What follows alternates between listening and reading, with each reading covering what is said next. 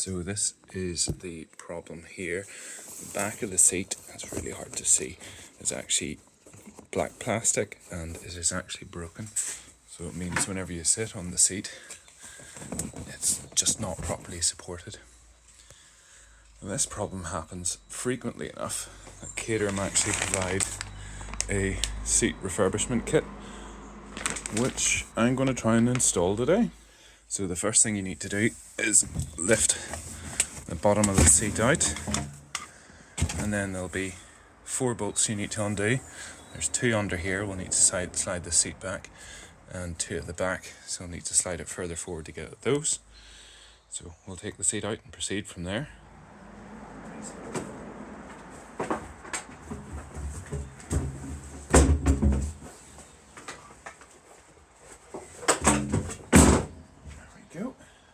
So here we are looking at the back of the seat.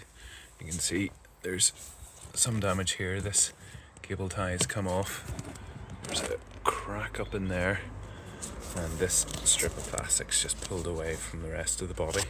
So that's the bit that we need to replace. So the first step is to unhinge this from the back.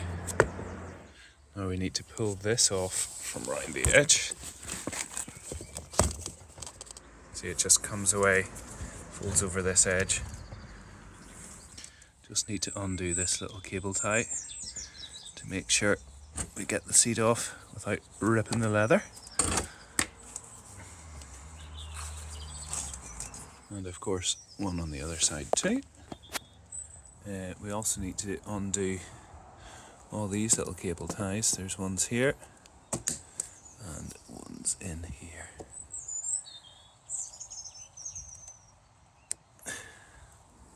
So you'll see that this little leather strip is actually connected to a bit of plastic, and that needs to be broken off the back here. Right, so after that plastic has been freed off, you'll see that there's actually 4 little separate plastic panels here that were just glued onto the back. Now we're going to undo this little cable tie as well. And that's us nearly free. So now we should be able to lift this whole thing off and slide it up off the top. But just be careful that there aren't any more cable ties that we've missed, which there probably are. So thankfully there weren't any more cable ties, I got them all out.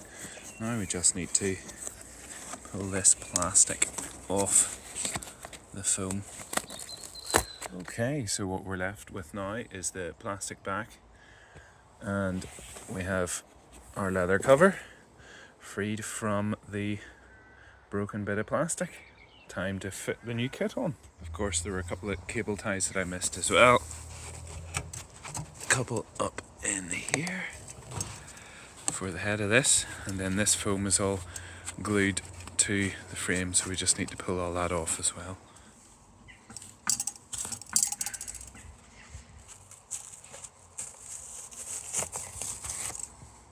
Okay, so that's the frame completely freed up. We can also take off this bit of foam because we've got these new strips to go on there, and self-adhesive tape at the back, double-sided tape. Whenever you're applying this foam, you want to make sure you put it on at a 45-degree angle. Not quite square on, but 45 degrees, because obviously this is the side that we're going to be sitting against. There's no need for padding on the outside, you want the padding on the inside, so about 45 degrees is the recommended angle. So we need to take this new plastic piece and make sure it fits over the headrest, and we then need to cable tie it through here and here and here and down the other side as well.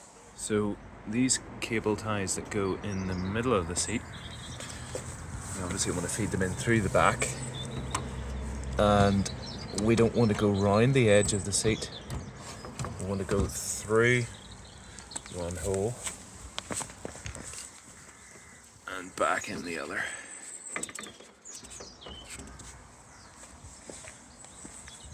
So that's all 1, 2, 3, 4, 5, 6 cable ties done, and then we can just tidying up the edges here so it'll all be nice and neat. So now we can start applying the foam.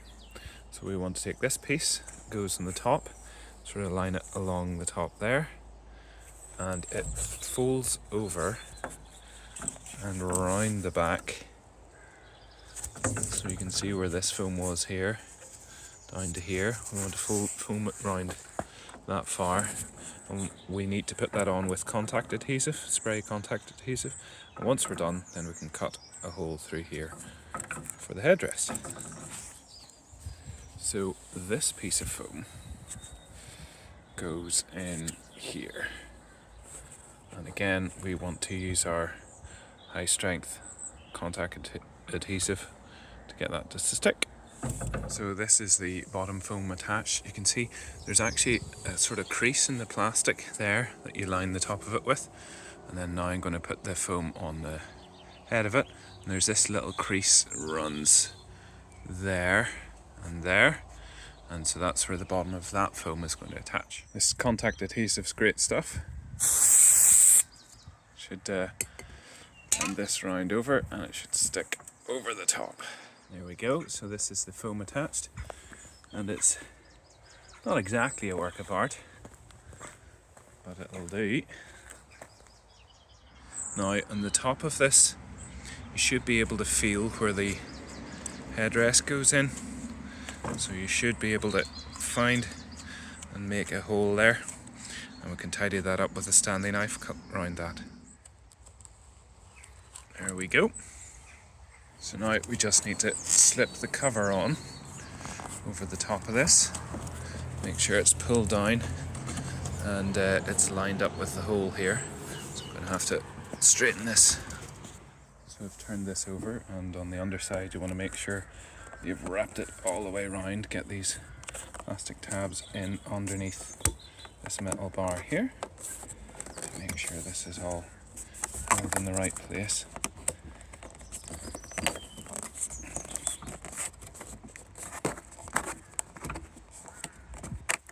And these were previously held in with a bit of glue, so maybe something like a hot glue gun might be worthwhile putting on this to make sure these stay permanently in place. But you probably don't want to use super glue, just in case you ever need to remove this again.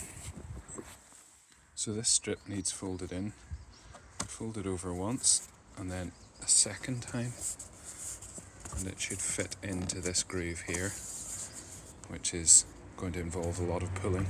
So when it's folded in it should look like this, but it's quite a bit of pulling to get this to go in.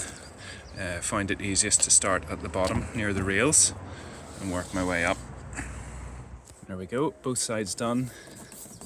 It was actually quite tricky, but it's done now. Of course, if you haven't already done this little flap just sits in there and clips in.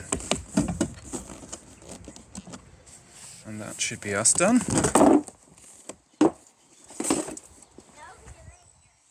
Now, time to fit it in the car. So that is the seat now bolted back in. So all we need to do is put the base back in. It slips in like that. And put in our headrest. And job done.